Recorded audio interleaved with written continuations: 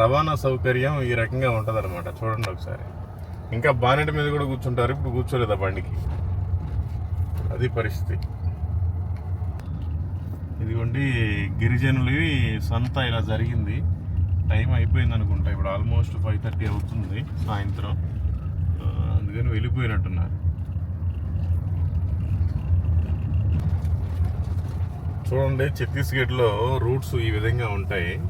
ఇప్పుడు ఇంకా కొంచెం సాఫ్ట్గా వచ్చింది, లేదంటే అన్ని మెరికలు. సింగిల్ రోడ్డు, గంటకి 10 కిలోమీటర్లు 15 కిలోమీటర్లు మాత్రమే. మళ్ళీ ఇది నేషనల్ హైవే 3 రాష్ట్రాలకి, ఒరిస్సా, ఆంధ్రప్రదేశ్, తెలంగాణ వెళ్ళటానికి. డబుల్ ఇంజిన్ సర్కార్, స్టేట్లో బీజేపీనే, సెంట్రల్లో బీజేపీనే. లేస్తే ఇంకా వీళ్ళు ఏదో ఎరగదీస్తున్నామని మాట్లాడుతూ ఉంటారు, కానీ కనీసం రోడ్లు కూడా సరిగ్గా వేయించుకోవట్లేదు. ఇప్పుడు ఏదన్నా వెహికల్ వచ్చిందంటే దిగాలంటే చాలా కష్టం. ఇప్పుడు చూడండి ఎంత ఇబ్బంది అవుతుందో.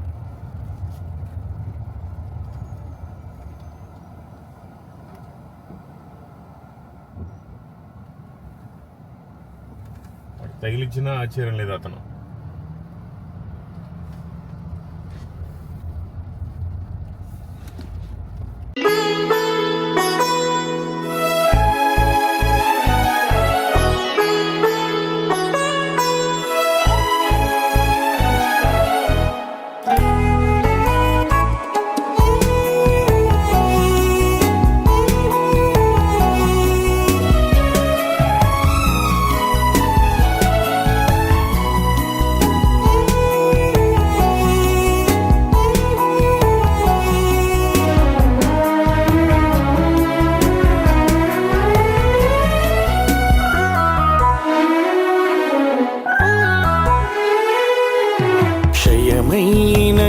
మంటి దేహం మన్నులో చేరేలోపు